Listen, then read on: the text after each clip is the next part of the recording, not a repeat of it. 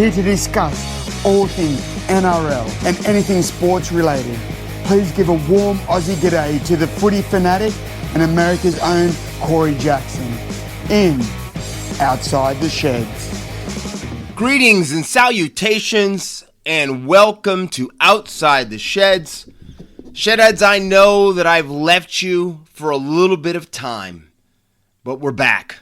We're back.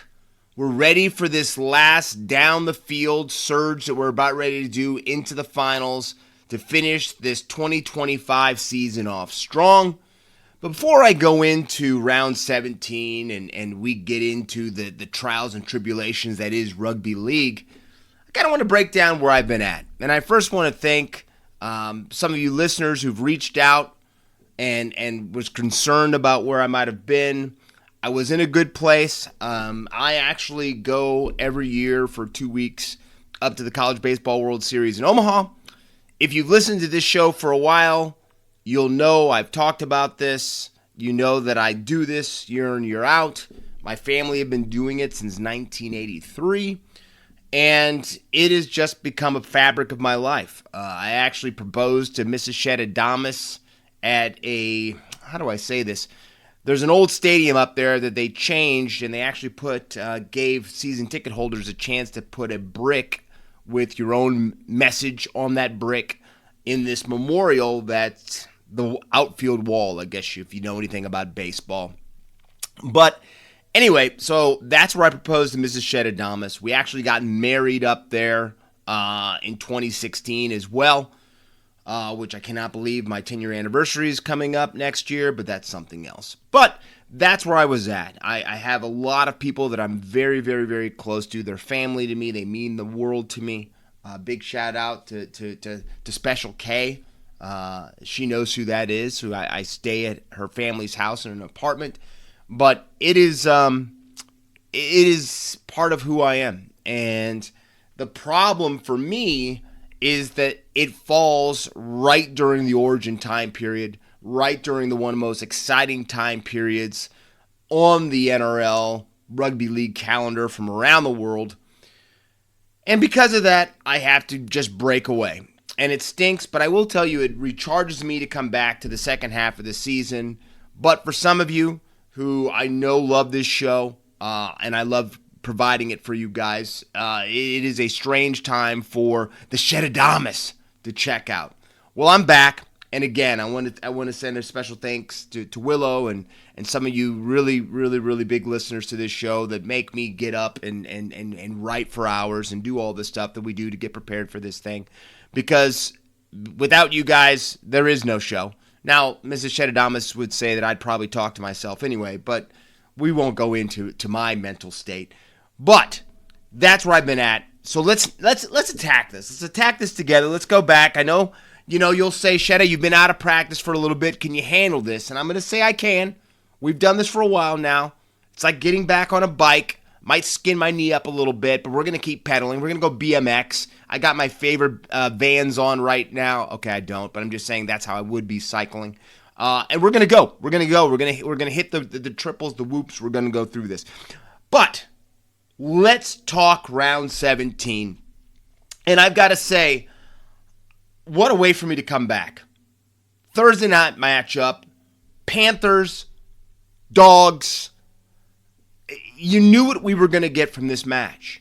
You knew it from the moment they announced it, the moment that you heard the Panthers boys from Origin were all staying out the Waz match to rest up, because Ivan knows what he has. He knows what those guys bring to the table.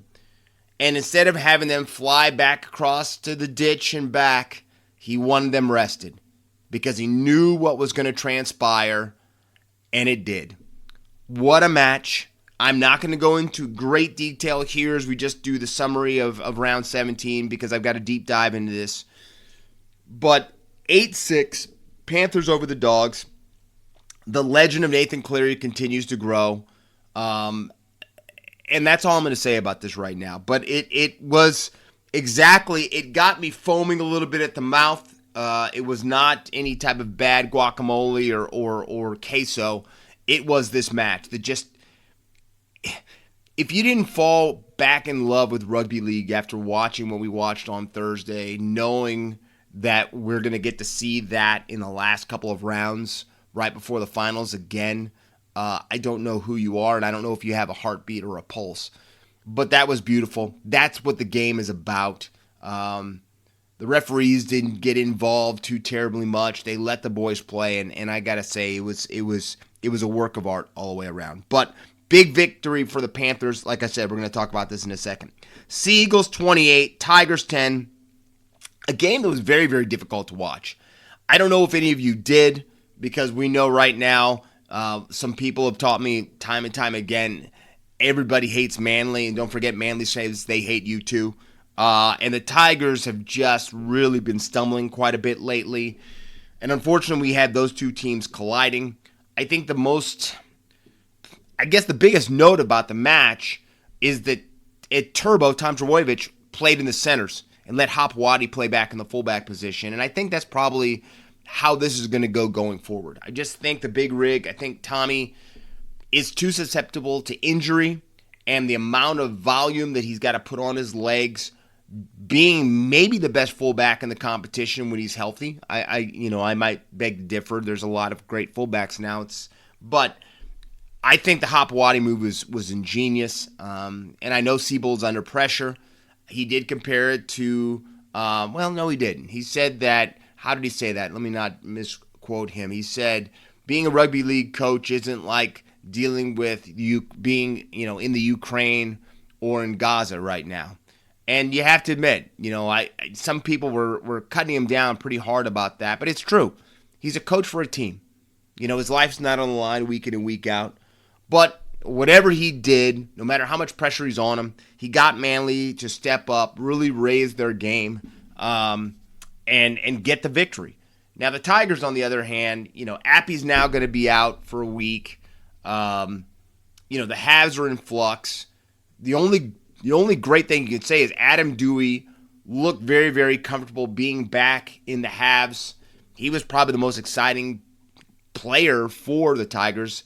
But you could see that there was just some major pieces. Bola not being back in the fullback position, no matter how hard, Heath Mason tries, he's just not that explosive strike out of the back that you get from Drambula and some of these other players. And, De Silva's now leaving. It was his last match with the Tigers. So there's such a deep dive, and I'm not doing it on my first podcast back on what the state of the West Tigers is right now. What we're just going to do is, just like Principal Skinner on The Simpsons, I'm just going to pat Bart on the back and say, good job, Seagulls. Good job. Next, Raiders 22, Knights 18.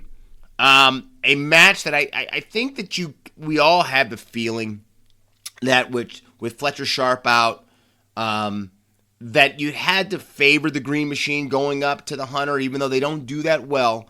They don't have the greatest record going up to Newcastle and playing. But they're top of the table. That's all we're going to say, because they did get the victory. But I think the biggest keynote that came out of that is the Liz Frank injury for Kalen Ponga.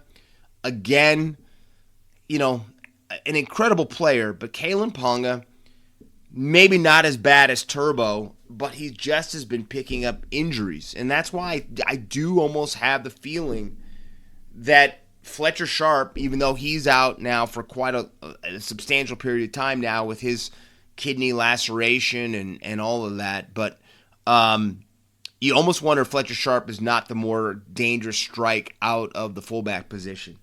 But we're not going to see either one of them for a while, because this is an injury that probably is going to cost Newcastle a chance playing finals footy. And it's also now going to cost the Maroons for State of Origin Game 3, because Ponga has now been ruled out. So as one ship goes down, one ship continues to rise. The Green Machine, the Baby Greens, Willow, I know this team just continues to push forward. You have to have faith. I told you guys time and time again that I think the Green Machine, I don't think, they are for real. The thing is, I think a lot of people are probably not so surprised that they're doing it this early.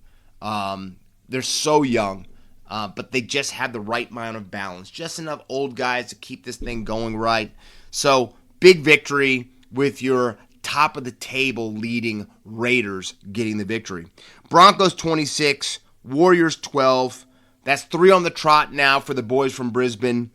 They looked really strong, even though he's taped up like the Tin Man. Reese Walsh seems like he's a major catalyst in what's going on. Adam Reynolds' kicking game was on point during the match as well. Shibasaki getting the double. There was a lot of positives for the Brisbane Broncos. There really was. They really seem like a team that seems to be getting it now. But then, and don't forget, Ben Hunt should be back next week as well. But then you look on the other side, because the injuries that the Waz took in that match could be season-defining. We're going to talk about that more in the 40-20.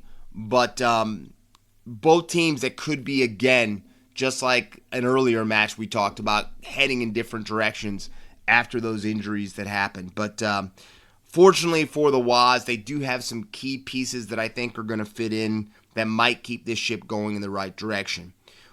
Dragons 34, Eels 20. Lawson opens the game with a double, and then it becomes a Valentine Holmes show. Everybody knows how much I love Val. Especially since I did a deep dive a long time ago when I watched Valentine Holmes kind of came into his own in the Auckland Nines. This guy is for real. He's one of my favorite players to watch. He has an ability to just always look like he enjoys the game. And I can't remember really Valentine Holmes going down with any type of significant injury that has really cost him a long period of time on the sideline.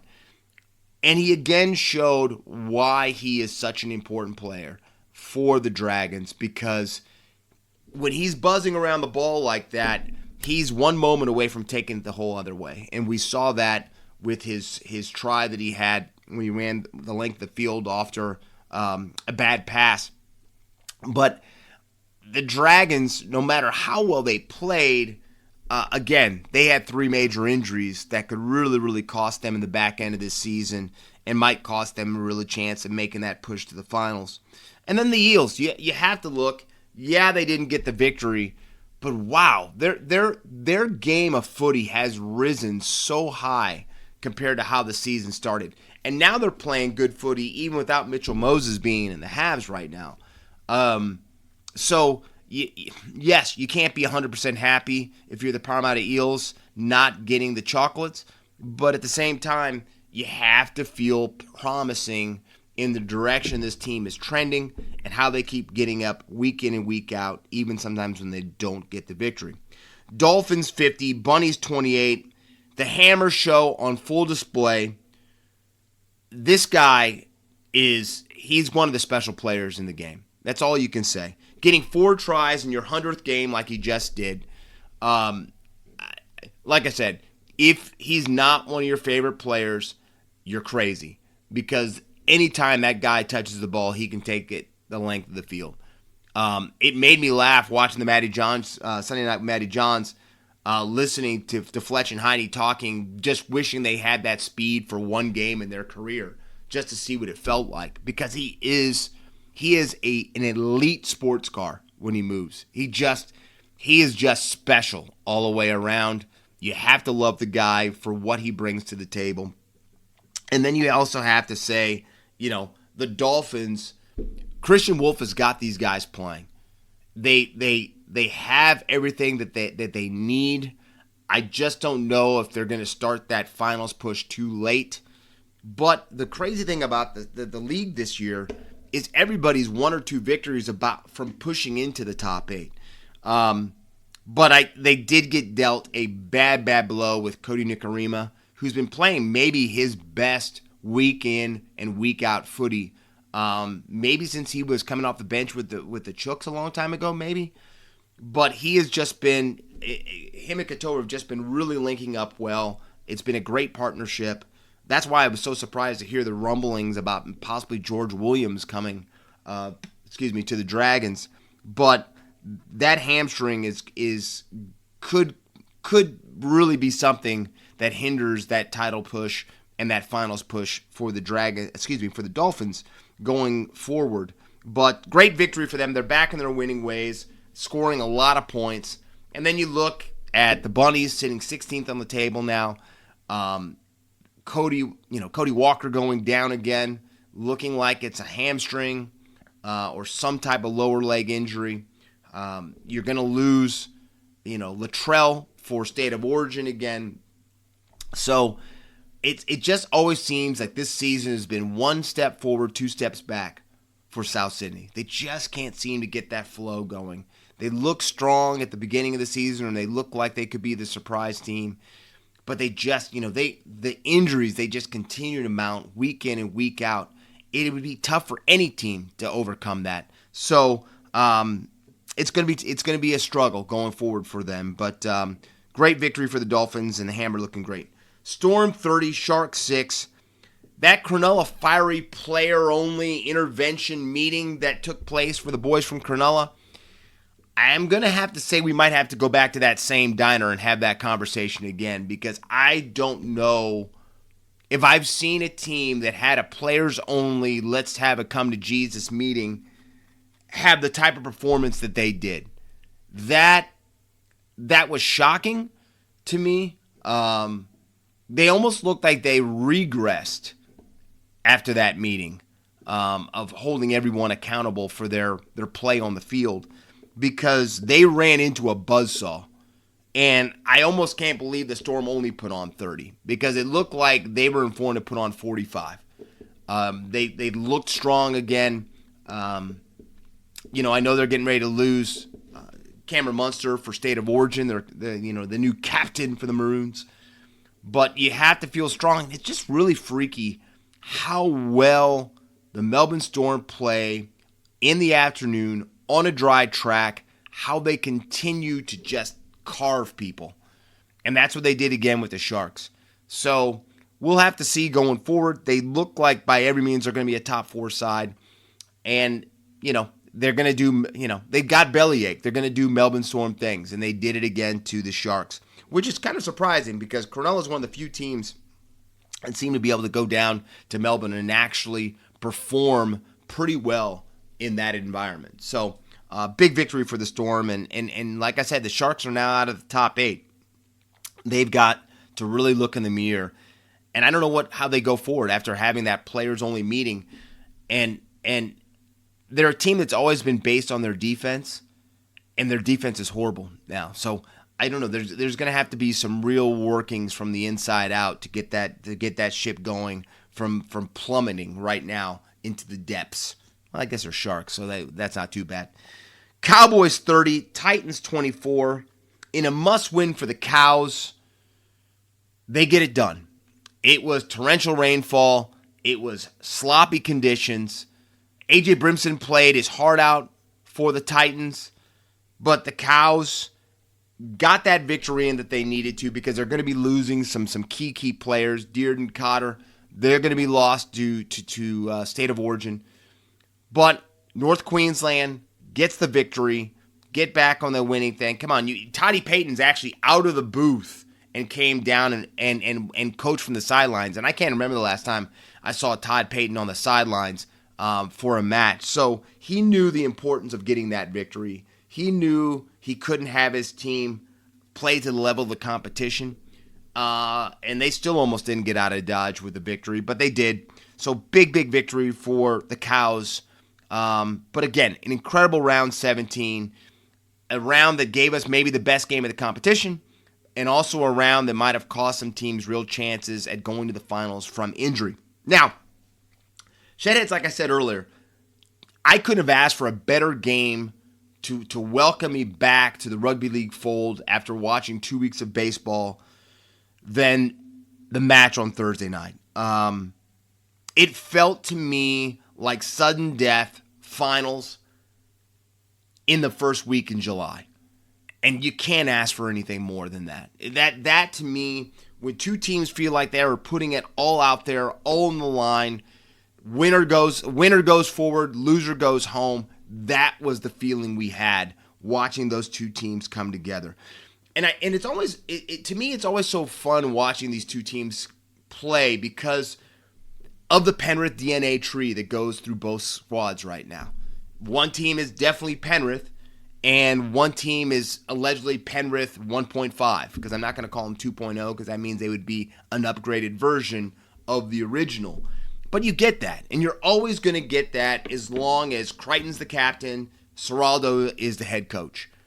And it goes back to, there was a lot of talk that Cameron Ciraldo was the mastermind of the Penrith defense, the guy that got them playing that style, that won them a couple of titles when he was there. But I think the thing about Cameron Ciraldo is a lot of players really, really liked him. I know a lot of times he comes off kind of quirky, kind of not the greatest personality in front of the camera.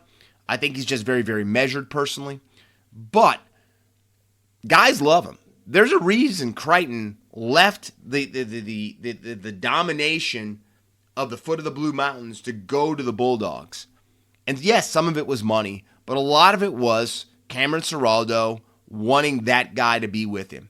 And then you got Big Billy Kickow coming across, Matty Burton going across, and it just kind of, I wouldn't say it was a mass exodus, but there were guys that were Ciraldo guys that were going, and they did.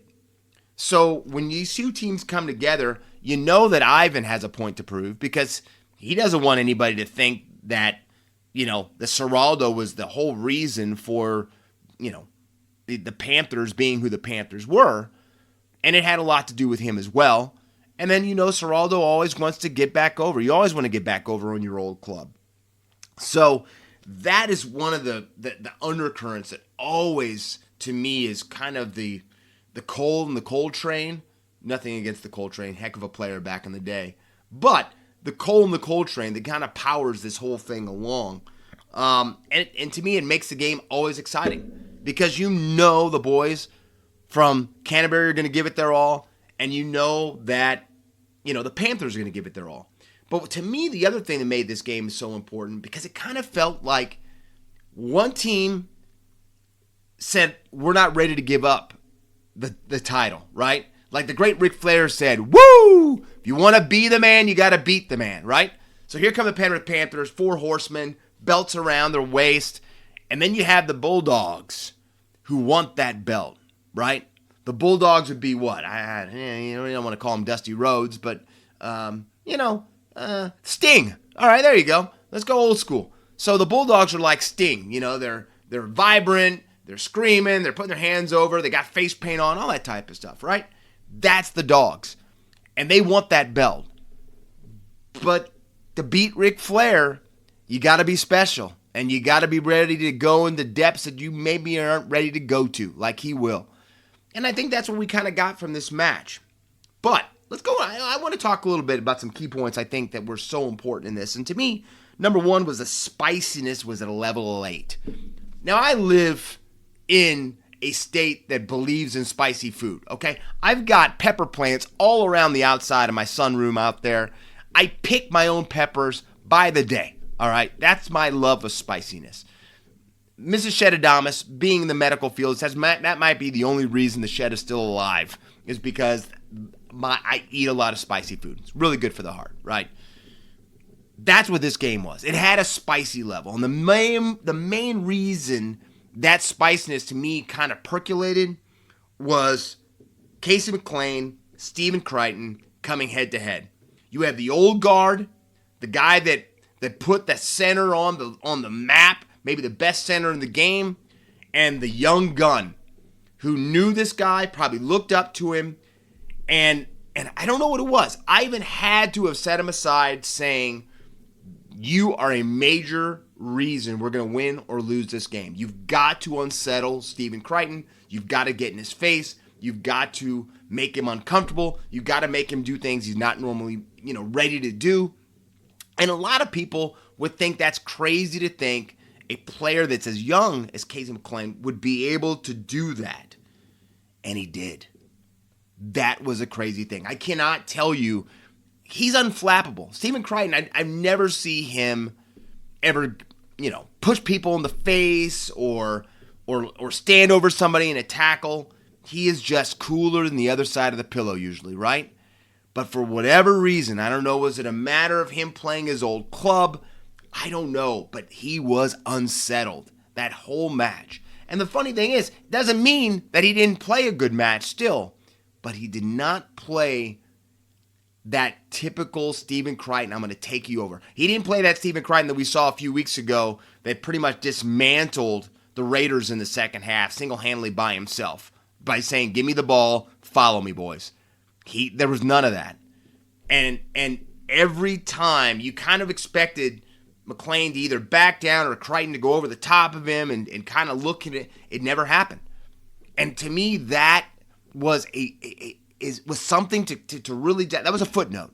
That was a footnote because for Penrith to win this thing again, their young players, him, Blaise Talangi, those type of guys are going to have to mature. They're going to have to get where Penrith players usually are, and that is battle-tested, hardened, grizzled in a way. And it usually takes a couple seasons for players to get to that level, right? You know, Blaise Talangi, he's a fancy car. He needs a few dents in the hood, if you know what I mean. Like, he can still have that speed. He can still have that gift, that art that he has of touching the ball and it being magical. But he's got to get dirty too, right? You got to go Ric Flair sometimes. And that is what they did. And I think McClain showed that these guys are firing into that position. And I think that's why sometimes you looked at the box, you know, when they went on that 4-game losing streak, and Ivan wanted to kind of pull his hair out, but at the same time he knew he couldn't. Because he had, again, a mass exodus from Penrith and new guys filling in. And they're doing it. These young guys are getting it.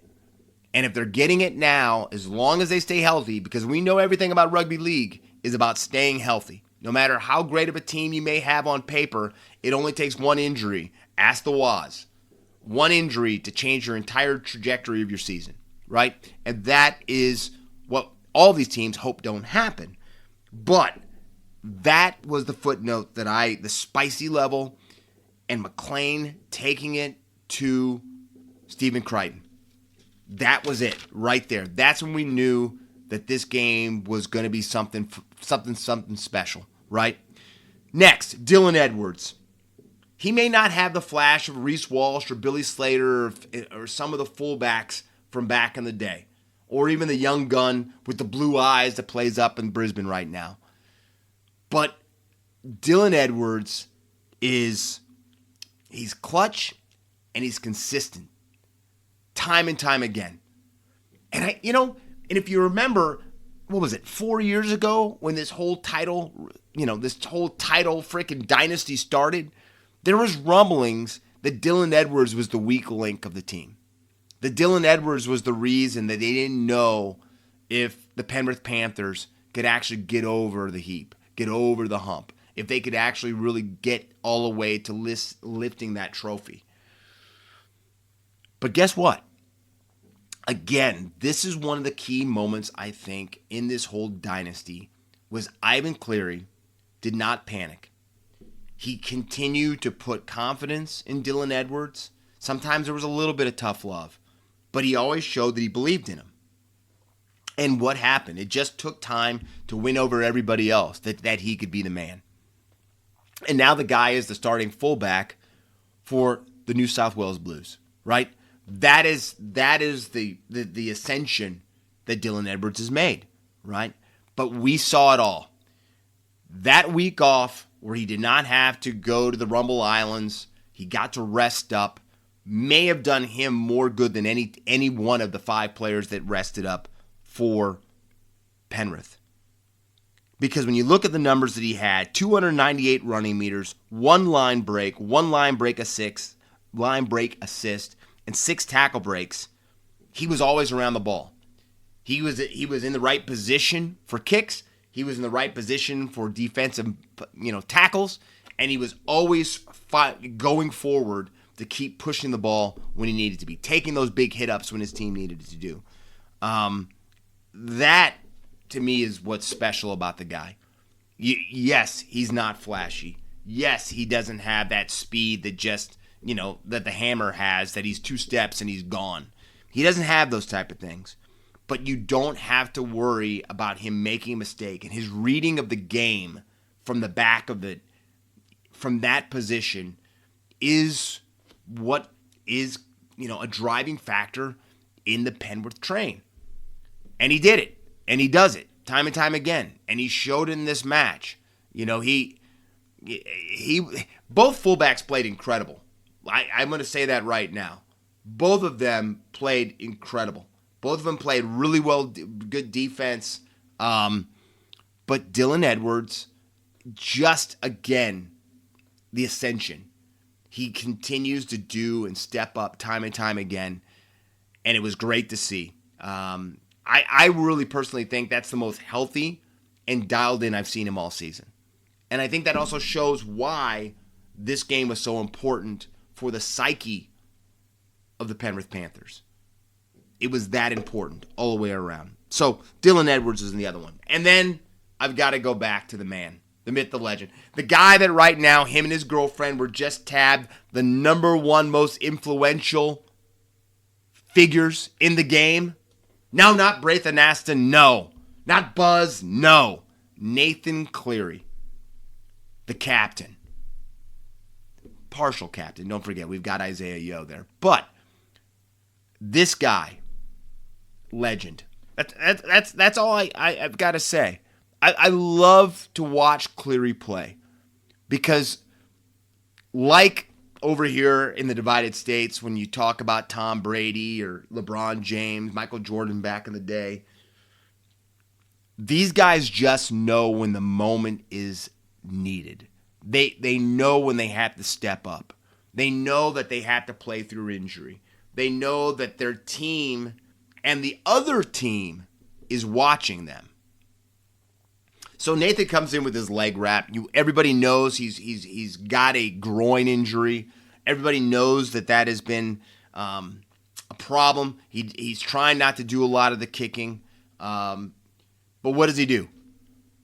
He knew it was the time. He knew that what this game meant. So first off, he started kicking again. Not after the tries, not that there was tons of tries in this, not that type of kicking, but 26 kicks for 837 kicking meters. That is what Penrith needs. They need Nathan Cleary to control the kicking game. Kick to the corners, all of it. So yes, he was uncomfortable, but that didn't prevent him from doing the kicking because he did it, and that again shows that he's ready to put himself in that area of being uncomfortable, but still able to rise to the occasion, right? So there's that. But for these key guys, it's knowing the moments. It's knowing when to strike. And I know that the Penrith Panthers, but you couldn't think of a better animal about what I'm saying. Because when that Panther is in a shrub, right, or he's hiding off and you know there's something out there, right, it's on his time frame when he's going to attack, right? He's watching you. He's assessing you. He's taking you in. And even though he was injured, yes, he wasn't attacking the line and running as much, even though he picked his moments to do that, he knew that he was hampered. He knew that he wasn't 100%. And he waited, and he waited. And then all of a sudden, he comes out of the line like a rocket on the charge down to Matt Burton's kick and takes it the length of the field to get the try. And you just sit there, mouth agape when it happens, and you're like, this guy just did it again. Another moment for the highlight reel. And watching him standing after getting the try, throwing the ball into the crowd, and almost saying, don't ever forget who I am. Don't ever forget what I can do. That's what that was. That was that moment when you're like, it's good to be that dude right there. That guy has that it. And I know everybody always wants to, there's always comparisons. Over here in the divided states, everyone compares LeBron to Michael and Joe Montana to Tom Brady to Patrick Mahomes. And now they all want to compare, is Andrew Johns better than Nathan Cleary? The Problem is, we're a long way from the end of Nathan's career, so we can't even say that right now. That's why some people say this Game 3 of State of Origin is so important for his legacy, because he hasn't been able to win that deciding game yet, so quote unquote, right? But I don't care what anybody says. I was not around during the Andrew Johns time period. I did not get into the game when Joey was just dominating. But I will say this right now. I have never still seen a player take over a game that his team had no business winning in the last 20 minutes of a grand final like I watched Nathan Cleary put a team of 13 on his back and do what he did. So you can still say Andrew Johns is the greatest, halfback of ever or whatever. I don't care. But I'm just saying, me watching it and comparing it to all the sports that I cover and follow and watch, still one of the greatest moments I've ever seen an athlete do. And he did it again. He had a moment where he just said, I'm injured, but this is where I can make my move. And he did it. And he pulled it off. Timed the bounce, grabbed it, took it all the way in. The guy is special, and you don't have to like him if you hate Penrith, but you have to respect him and you have to give him his kudos because he's the best player in the game to me. And it's fun to watch. And he put it on at the most important time in the biggest game they had up to this moment, and here they are. Now, sitting in 6th, looking like they have a chance, because if you look at it right now, they started the season 1-4. They've now won 4 in a row, and they're sitting 6th on the ladder. Now, you might say, okay, 6th on the ladder, no team wins it outside the top 4, right? But listen to this, though. Their next 5 games are against the Eels, the Bunnies, the Tigers, the Titans, and the Knights. So you're going to try to tell me that as long as these guys make it out of State of Origin healthy, Brian Tahoe continues to heal up, you're trying to tell me this Penrith team, that the team that we just watched over the Canterbury Bulldogs, can't beat any of those teams that I just said? And then the cool thing is, I think 3 of the last 4 weeks of the season, they play the Storm, the Raiders, and the Dogs again. So we'll really see what this team is. So of all the teams in the competition right now, Penrith to me is the most exciting to watch because so much of their destiny still lays in their ability to control the narrative. And that is what's so cool about this. And why I think this second half of the season, this last, 9, 7, 8, who cares? Till finals, this is going to be must-watch TV for all of us. And if you're not ready to strap in, if you're not taking your protein, if you're not taking your right amounts of caffeine, get on it. Because this is about ready to become elite and lights out, and I cannot wait. I cannot wait, Shedheads. So, there it is. There's a deep dive on the Penrith Panthers Bulldogs match. To me, best match I've seen so far this year, and I think it's only going to get better. Now, as I go into the 40-20, State of Origin 3, we talk about it. We were just talking about Nathan and Brian Tahoe and all these guys. But Game 3, the lists have come out, and Laurie Daly's staying pat. He's staying with the same team. He did bring back, who is it? Jacob Kras. Kras is in just in case Brian Tahoe does not pass because of that injury that he has as well. He's been strapped up pretty tight. So Kras is in there with the possibility of playing. But the big changes and moves is once again Billy Slater and the Queensland Maroons. And a lot of people think that when Queensland wins, they don't make changes, right? They don't change what's winning, what's going well. Well, that's not the case because Billy's made a couple big moves. Well, we know with Kalen Ponga being injured, and we're getting ready to talk about some of this horrible round 17 injuries that happened. But Ponga's out. A lot of people thought that Reece Walsh was just going to slide right in there. I will tell you, Shedheads, I did not think that was the move. I thought the hammer, meaning Tabuai Fidow has been playing incredible footy. He's scored 65 tries in his 100 matches playing in the NRL. The guy is a live wire times 1,000, right? no matter how well Reese Walsh has been playing recently, Reese Walsh is still injured. Reese Walsh was hobbling around before the game. I don't know if they gave him some of those magic pills that Novak Djokovic just took at Wimbledon to help him get through his little whatever he was going through on the court. But he did step his game up, and he did look a little bit better as the game went on. And he looked like he had some strike. Now, don't try to tell me watching Reese Walsh run that you can't tell that he is running hampered. But he's still one of the top 7 players in the competition when he's just up and running, right? So, yeah, that means with his injuries now top 12 in movement and flow. So we know that the talent that Reese Walsh has, but I'm ready to see what Tabuai Fidow can do in that number 1 jersey, and I think so is Billy. Now, Walsh is still going to be in camp, but it is the Hammer's moment to show what he can do on this stage for State of Origin. And to me, these are those moments that make State of Origin must watch if you love the game of rugby league. Because it's a chess match, and now there's been a major move, not because maybe he wanted to, but let's be honest. Kalen Ponga has not had a great season. Not for the Knights, and he's been somewhat subpar for the Maroons. I want to see this. I want to see the Maroons with Munster, that spine, with Tabuai Fidow in that number 1 jersey. And I'm going to say this right now. I'm not going out too far on a limb either.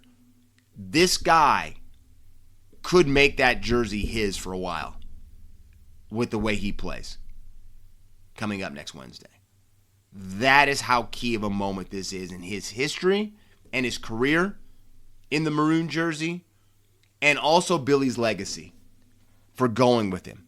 Because I know a lot of people are just shocked that Reese Walsh, a lot of the pundits, wow, I can't believe he didn't pick Reese Walsh. No, Gordy said it best. And don't forget, of a lot of these guys that are talking, Gordy is a Maroon. He said he's injured. You don't want to bring a nagging injury into State of Origin if you can help it. So why are you bringing him in when you have Tabuai Fidow, who's 100% healthy, and he can, the moment he touches the ball, be gone? So that to me is going to be must-watch TV to see what this trump card poll. I'm not saying that. We're going to remove the Trump part. This bold move that Billy did right there. What that's going to mean, because I'm excited to see it. And then you had in the 8, Big Papa, the new father, is back in State of Origin. A lot of people thought that he was retired from the Origin landscape because Billy didn't pick him, and a lot of times when you don't get picked like that, a lot of people think that you're going out to pasture. A lot of people forgot Wayne Bennett brought back Big Alfred, Big Alfie when he thought that his origin was done. He brought him back and was key in the Maroons also getting a victory. So it's not that players can't come back. I don't know why I just fumbled that coming out of my mouth, but still, whatever. But Big Papa is back. And I think what Big Papa's going to do, a lot of people are saying, oh, this, I wonder his origin too fast. Big Papa's had one of his best seasons. He just had his big milestone match where he also kicked, a PAT. The guy is Big Papa. And the energy he's going to bring in being a new father. The guy is walking on water right now. So Josh Papali'i is going to play his heart out. Nobody has to question that if you're a Maroons fan. Nobody at all. Because he's going to give it. And he's going to give it his all. And it's going to be exciting to watch all the way around. But I have to say, looking at both of these rosters, Shedheads, the more injured side is New South Wales. And that doesn't mean they're not going to still play good footy. But Queensland is coming in the more healthy of the two sides. And to me, a lot of that is State of Origin. The healthier team, the war of attrition, because to me that's what State of Origin is a lot of times. It's a war of attrition. So with that being the case, you have to say that the Maroons, even though they love to play the underdog card, shouldn't be really considered that much of underdogs because they're healthy. And that's going to make a difference, I think, when it's all said and done. I'm not I'm not going to go out on a limb and pick one team or the other, because you have to give points on the board myself with the Blues actually playing in Sydney too. I think that's going to help, and that might help neutralize the injury card a little bit. But I think this is a pick'em. I really do think this game is a pick'em. And I'm just going to sit back and, like the great Terrell Owens said, I'm just going to get my popcorn ready and watch this thing, because I think we are going to see an epic match. I think it's going to be one of those State of Origin matches that are going to go down in history as one of the best, but also one of the most roller coaster matches that we've seen, because both teams feel that they've got a great chance of winning this. So there's the breakdown for State of Origin Game 3. Can't wait next week. Shed, as we talked about the carnage of round 17. And I know every year we always have a round where we just kind of look and just can't believe what we just saw. From game to game to game, players just go down. And it can affect entire team seasons. And that's the thing about rugby league that I don't think any other sport really. Every other sport, players get hurt. I understand that. But some of these guys, when they go down, there's no really coming back from that for some teams. And it all started off, to me, the one that was the biggest kick to the gut was Luke Metcalf for the Waz. Because a lot of people forget, his left knee was the one that was all taped up. And I don't ever want to question some of these coaches, but I almost thought it would be smart to sit Luke for a couple weeks and let him heal up. Because if you remember, he barely ran the second half of the Penrith match because of that injury. And for Luke Metcalf, his speed, his explosion out of the halfback position is so much of his game. He's a running halfback. And if the guy can't run, why are you not bringing T-Murray Martin in to either play that 7 or 6? I think, T-Murray Martin's got to play the 7. And you keep the Scorpion King at 6. But Chanel Harris-DeVita, to me, is a 6 through and through. But that being said, they didn't do it, and he blows out his right knee. Not even the knee that was strapped up.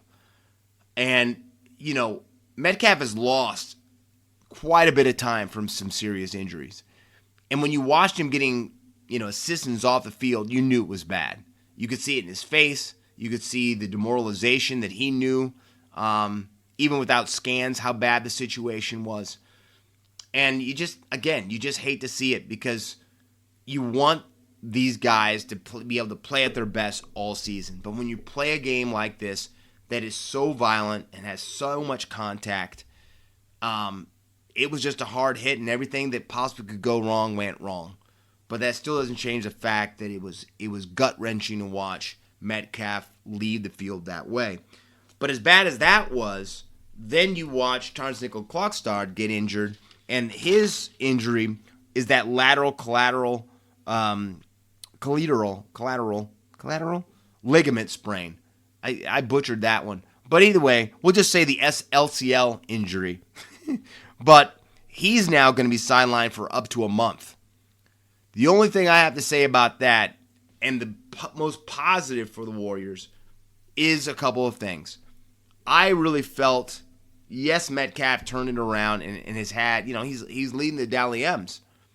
But I really want to see, the Scorpion King and Chanel Harris-DeVita and T-Murray Martin in the halves for the Waz. The problem is where we're at in the season, and Metcalf has played more than half of the season now, and he's formed that chemistry and bond with Chanel Harris-DeVita, and sometimes it takes a couple matches for halves to click. So it's going to be interesting to see how fast these guys can pick up that cohesion in the halves. But in the fullback position, there better be only 3 letters back there for the rest of the season, or at least for the next 6 weeks. And that is RTS. Roger needs to be back there. Tuvasashek needs to be back in the fullback position. And I think his skill and what he brings to the table it could be lights out. and it could keep the Waz within reach of that top 4 and keep them in the top 4 if those two guys step up and play the way that I think they can.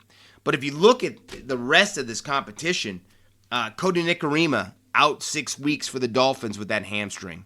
Nathan Brown, ruptured bicep, 12 weeks for the Sea Eagles.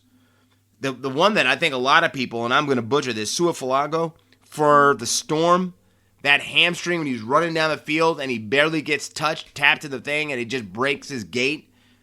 8 to 12 weeks with that hamstring injury he has. I think it was a grade 3 hamstring. Horrible to see. That guy is straight light fire. What he's a special player. And then Kalen Ponga, like I said, for the Knights, they're right now with that Liz Frank, they're saying it's undetermined how long Kalen's going to be out. And I wonder if they lose total contact with, the top 8 if they don't just shut him down for the rest of the season. It's going to be interesting to see. But that is horrible because, Fletcher Sharp is out for the rest of the season with that lacerated kidney.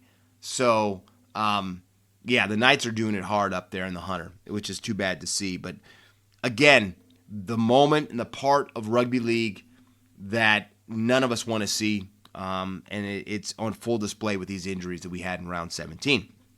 Now, as we go in around 18, we know that the NRLW starting up. Excited for that. Some good matches. I still haven't watched the match for last night that kind of kicked everything off between the Eels and I don't remember, the Eels and somebody. Eels and the Sharks. Yeah, Eels and the Sharks. So that should be a good match. I'm going to watch it tonight. But round 18, Friday night, I know a lot of people are upset about this. Broncos versus the Bulldogs because of a lot of the players of state of origin not playing. But I'm still taking the Bulldogs. I think that they've got enough guys that are still going to be in the side. The Broncos have to come on the road to Sydney. I'm taking the Dogs to kick off round 18 to get the victory and to rebound from their loss with the Penrith Panthers. Saturday, Dragons versus the Raiders. The injuries that the Dragons took as well. It's going to be tough for them to get up. I'm taking the Baby Greens to roll and to get the win down there at GIOA Stadium. And then Storm versus the Cowboys. There's going to be probably some guys that are not playing that match, I know, because of state of origin. Most importantly, Cameron Munster. So I'm taking the Cows to pull the upset up there in Townsville. I got the Cows winning that one over the Storm. So that should be a good match. Plus, the Storm are going to be playing that match at night. We know how greasy the ball is going to be being up in Townsville. I do think the Cows are going to get the upset there. Sunday, Tigers versus the Roosters. We already know the dismay that's going on with the West Tigers right now. And the Chooks are not having any of that. And that is why we're going with the Roosters to get the victory over the Tigers. And then following the last game of the round, Rabbitohs versus the Sea Eagles. I've got to go. Latrell's not going to be there. I'm going to go with the Sea Eagles. Daly Cherry Evans, he's going to have a point to prove. And I think, Turbo's going to be in the centers. It'll be his second match in the centers position. I just think the Sea Eagles have too much strike for the Rabbitohs right now. So we've got the Dogs, the Raiders, the Cows, the Chookies, and the Sea Eagles. My gun of the round, Shedheads. How can you not pick this guy? Hamiso Tabuai Fudo, 4 tries, 264 running meters, 7 tackle breaks, the hammer doing hammer things. It was impressive to watch. Again, I went on a little bit earlier how I'm excited to watch him in that number 1 jersey for Queensland. But he won and earned that jersey with that performance and the performances he's really pretty much had all year. But Shedheads, I am back. It's good to be talking to you guys again. I'm looking forward to finishing this season strong. Make sure you hit me up on Instagram, send me messages outside the sheds, because I want this to get interactive for the rest of this season. We're going to answer some questions. We're just going to open this thing up. We're going to be like the hammer running down the field with no one within 2 lengths of us. That could be like a Billy Slater horse too, but that's something else. But Shedheads, like I tell you guys week in and week out, again, great being back, but take care of each other. Try to look out for your fellow man, your fellow sister, whatever you want to say. But until next week, see ya. And that was another fantastic episode of Outside the Sheds with Corey Jackson, talking all things NRL and all things sports. So please remember to smash the subscribe button and share this with your family and friends and show them what Australian sport is all about.